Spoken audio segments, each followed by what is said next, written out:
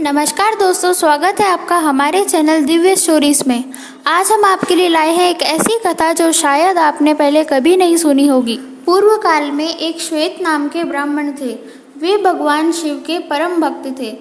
उनका आश्रम गोदावरी नदी के किनारे पर था। वे हमेशा भगवान सदाशिव की पूजा और ध्यान में मग्न रहते थे। धीरे धीरे इस प्रकार ही उनकी आयु पूरी हो गई और उनका अंत समय निकट आ गया। यमराज के दूत उन्हें ले जाने के लिए आए, पर वे उन्हें ले जाना तो दूर उनके घर में भी प्रवेश ना कर सके। जब ब्राह्मण की मृत्यु का समय आगे निकल गया तो चित्रक ने मृत्यु से पूछा कि अभी तक श्वेत की आत्मा को लाया क्यों नहीं गया?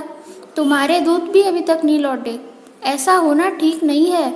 ये सुनकर मृत्यु को क्रोध आया और वह स्वयं श्वेत ब्राह्मण के घर आए। मृत्यु ने जब यमदूतों को उनके घर के बाहर भयभीत सा खड़ा हुआ देखा तो इसका कारण पूछा। यमदूत बोले कि हम अंदर प्रवेश नहीं कर सकते, ये ब्राह्मण भगवान शिव के द्वारा सुरक्षित है। तब मृत्यु ने हाथ में अपना पाश लेकर स्वयं ही ब्राह्मण के घर में प्रवेश किया। श्वेत ब्राह्मण तो भगवान शिव की पूजा में मग्न थे। उन्हें ना तो यमदूतों के आने का पता था और ना मृत्यु के। भगवान भैरव श्वेत ब्राह्मण की रक्षा कर रहे थे। उन्होंने पाशधारी मृत्यु को ब्राह्मण के समीप आते देख उनसे कहा कि तुम्हें इसे ले जाने की आज्ञा नहीं है। मृत्यु नहीं माना। उसने अपना पाश ब्राह्मण पर फेंका। ये देख भैरव को क्रोध आया और उन्होंने मृत्यु पर अपने दंड से प्रहार किया। मृत्युदेव पृथ्वी पर गिर पड़े। उन्हें मरा हुआ देखकर यमदूतों ने यह सब समाचार यमराज को जाकर सुनाया। यमराज को अपनी हार होते देख बड़ा क्रोध आया और उन्होंने अधिक बलवान चित्रगुप्त, अपनी रक्षा करने वाले यमदंड, महिष, भूत, वेताल तथा आदि व्याधियों को शीघ्रतापूर्वक चलने का आदेश देकर तुरंत वहां से प्रस्थान किया। उस समय यमराज तथा भगवान शिव के पार्षदों में भयंकर संग्राम छिड़ गया।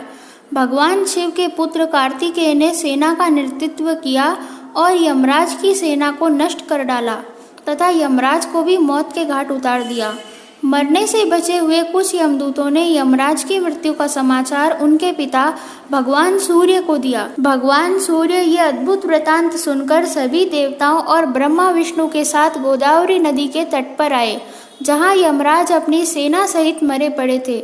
यमराज की ऐसी दशा देखकर सभी देवताओं ने भगवान शिव की स्तुति करके उन्हें प्रसन्न किया और यमराज को जीवन दान देने का वरदान मांगा।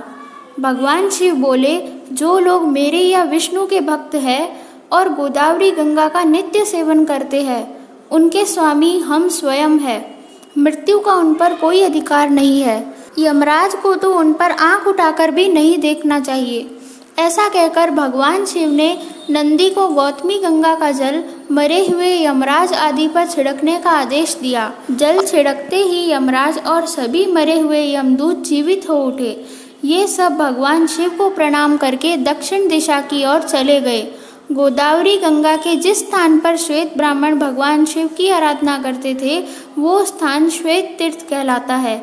इस वृतांत के श्रवण मात्र से मनुष्य सभी पापों से मुक्त हो जाता है।